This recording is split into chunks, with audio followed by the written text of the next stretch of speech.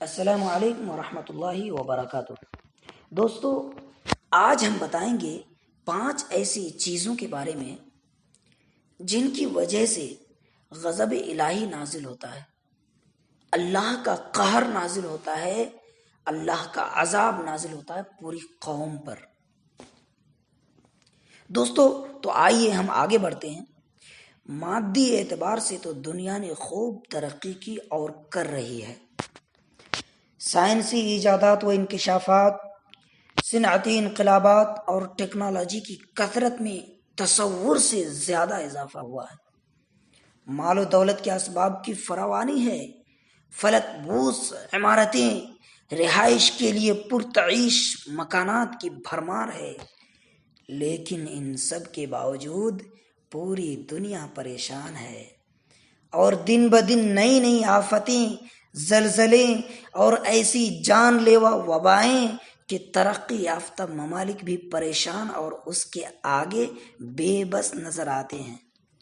حد تو یہ ہے کہ اس موجودہ وبا کورونا وائرس نے تو معاش کے ذرائع کو تباہ و تاراج کر دیا۔ ہر ملک معاشی بحران کا شکار ہو گیا۔ آخر ان کی کیا وجہ ہے؟ ان سب کے ظاہری اسباب کچھ ہوں تو ہوں، لیکن احادیث کی صراحتوں سے واضح ہوتا ہے کہ کسی بھی ملک یا معاشرے پر اللہ کی طرف سے اجتماعی قہر و عذاب اور آفتوں کا نزول 5 گناہوں کے رواج عام کا نتیجہ ہے۔ نمبر 1، سود خوری، سودی کاروبار۔ نمبر 2، زنا اور اعلانیہ بدکاری و فحاشی۔ نمبر 3، زکوٰۃ کی ادائیگی میں مجرمانہ کوتاہی۔ نمبر 4، ناپ تول میں کمی۔ نمبر 5، اللہ و رسول کے احکام کی نافرمانی۔ میرے دوستو، یہ 5 چیزیں ایسی ہیں جن کے ارتکاب سے پوری قوم پر اللہ تبارک و تعالیٰ کا غضب نازل ہوتا ہے، اللہ کا عذاب آتا ہے۔ آئیے دوستو ہم آگے بڑھتے ہیں۔ نمبر 1، سود خوری۔ مادیت پرستی اور دنیائے فانی کے حصول نے انسان کو اتنا اندھا اور لالچی بنا دیا کہ اسے حلال و حرام کی تمیز نہ رہی، بس مال کا حصول اس کا مقصد زیست بن گیا۔ سود کا نام بدل بدل کر اس کا استعمال ہونے لگا، جبکہ اللہ تعالیٰ نے فرمایا فَإِن لَّمْ تَفْعَلُوا فَأْذَنُوا بِحَرْبٍ مِّنَ اللَّهِ وَرَسُولِهِ، سورۃ البقرہ آیت نمبر 278۔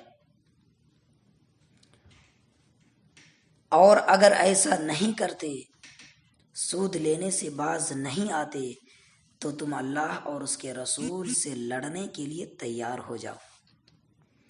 ایک حدیث میں آپ صلی اللہ علیہ وسلم نے فرمایا، حضرت عبداللہ بن مسعود رضی اللہ تعالیٰ عنہ سے مروی ہے کہ جب کسی بستی میں زنا اور سود پھیل جائے تو اللہ تعالیٰ اس بستی والوں کو ہلاک کرنے کی اجازت دے دیتا ہے۔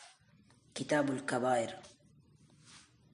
ایک اور حدیث میں ہے کہ سود کے وبال 73 قسم کے ہیں، سود کے 73 باب ہیں، سود کی خرابیوں کی 73 قسمیں ہیں۔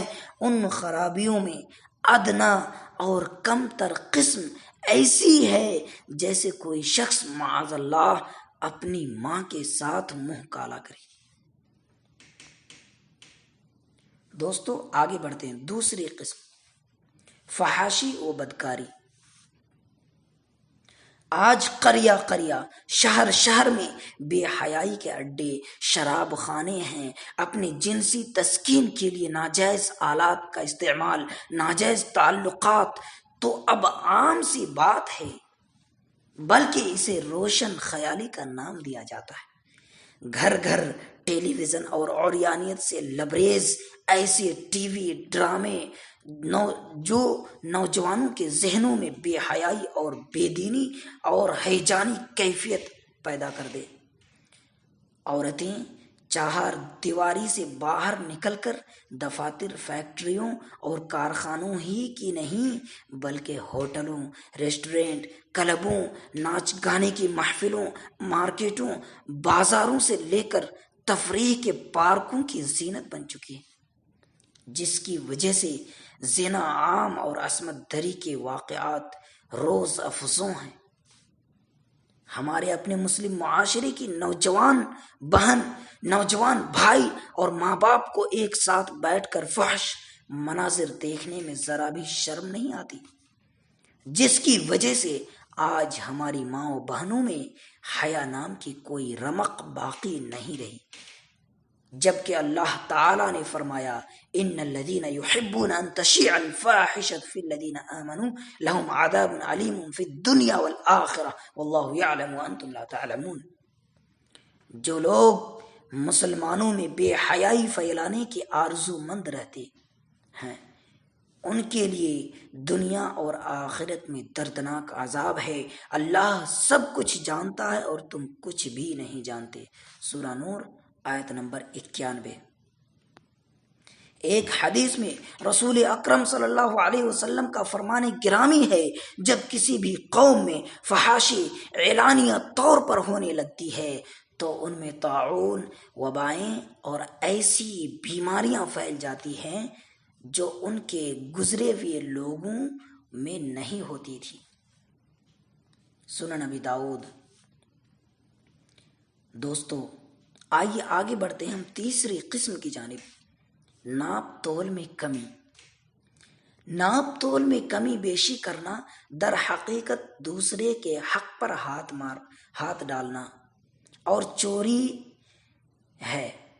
قوم شعیب اسی گناہ کی وجہ سے ہلاک کر دی گئی۔ ناپ تول میں کمی صرف خرید و فروخت میں ہی نہیں بلکہ شوہر کا بیوی کے حقوق ادا نہ کرنا، اداروں کا ملازمین و مدرسین کی تنخواہوں میں کمی کرنا، بچوں کا اپنے والدین کے حقوق ادا کرنے میں سستی کرنا، مالداروں کا غریب پڑوسیوں کے حقوق میں کوتاہی کرنا، اور موجودہ زمانے میں تاجرین کا لاک ڈاؤن سے فائدہ اٹھا کر اشیاء کی قیمتیں بڑھا کر بلیک میں بیچنا اسی زمرے میں داخل ہے۔ اسی وجہ سے آج گھروں میں خیر باقی نہیں رہا، مال کی کثرت کے باوجود اس میں برکت نہیں، اسباب تعیش کے باوجود راحت نہیں۔ اسی لیے اللہ تعالی نے فرمایا ویل للمطففین، بڑی خرابی ہے ناپ تول میں کمی کرنے والوں کی۔ اور ایک حدیث میں رسول اللہ صلی اللہ علیہ وسلم نے فرمایا جب کوئی قوم ناپ تول میں کمی کرتی ہے اس کو قحط سالی، روزگار میں تنگی اور بادشاہ کے ظلم کے ذریعے سزا دی جاتی ہے۔ سنن ابن ماجہ۔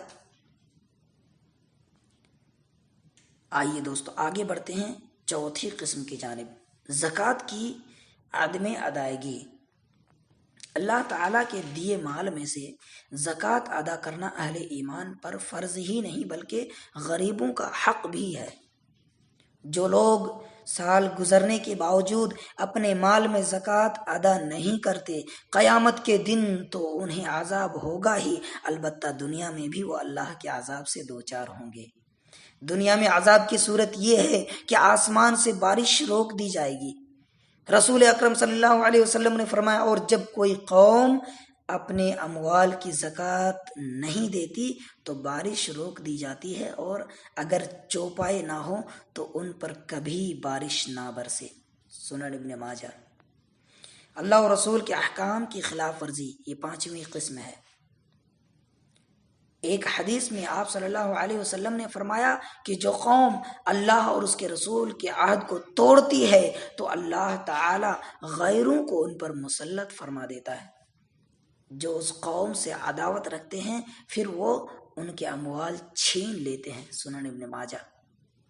آج ہم دیکھ لیں کہ ہر طرف مسلمان پریشان ہیں، ان کا خون جانوروں سے زیادہ سستا ہو گیا، ان پر ظلم و ستم کے پہاڑ توڑے گئے اور جا رہے ہیں، ان کو بدنام کرنے اور ان کو ملک سے بے دخل کرنے کی سازشیں رچی جا رہی ہیں۔ آخر کیوں؟ یہ سب اس لیے کہ ہم نے اللہ اور اس کے رسول کے احکام کی اعلانیہ نافرمانی کی، نبی کی سنتوں کا جنازہ نکالا، صحابہ کرام کی قربانیوں کی قدر نہیں کی، جس کی وجہ سے آج ہماری یہ حالت زار ہے۔